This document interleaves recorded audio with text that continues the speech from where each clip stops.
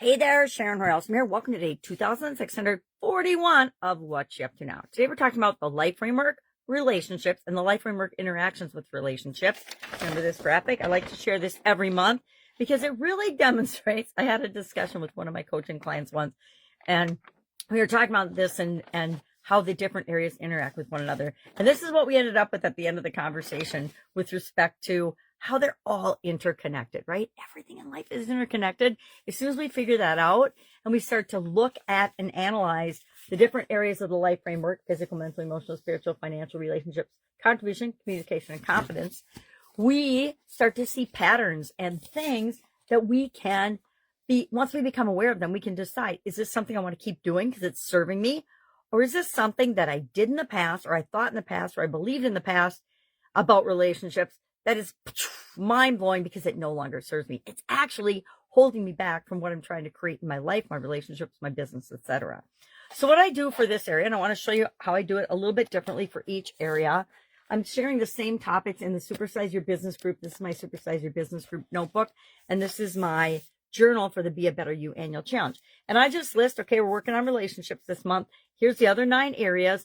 And as I go about my day for both my businesses and my personal life, I think about, all right, what impact does my physical well-being, my physical health, or lack thereof have on my relationships in different areas and aspects of my life?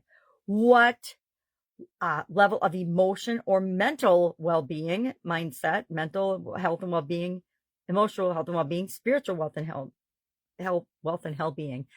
and well-being, what and how are those impacted, and how are they impacting my relationships, either my relationships I have or the relationships I want? And those are big questions, but if we don't ever start asking ourselves them, we'll never get the answers, right? Whatever we ask ourselves, we'll get an answer. We might not like the answer, but we can still act upon it then. If I ask myself, let's say all of these areas, right? All of them I can think of things in. So that's what we do. And then we look for patterns and look for signs, and we're going to pick one and start the ideas process. We're going to pick one relationship that we either want to improve, change, or develop. And we're going to map that out using the ideas process so that we can achieve it through the rest of the year or as soon as possible. I was like, well, I can always get my goal sooner than I set it, right? Versus having to wait till the end of the year. But I always use the end of the year as my cutoff mark when I'm doing the monthly, the area focus project. I call it the process that we come up with as our project for the year. I always give myself to the end of the year. Now, as we get to the last few things on the life framework, we have less and less time to accomplish that goal and objective. If that's our date, the end of the year. It doesn't have to be, right? I just do it for demonstration purposes and to keep it simple. Why? Because life is complicated enough. We got to find ways to simplify it, or we will, again, blow our own mind and waste our own time. We don't want to do that. So today I challenge you to think about the relationships in your life and the relationship between the other life framework areas and how they come together, or how we're blocking them from coming together and serving us better, because our relationships need to be for us, right? If we're in any relationships that don't feel good or don't feel right, it's because they're not right for us right now, or they're not right. And we can do what we can do to try to alter and change and improve them.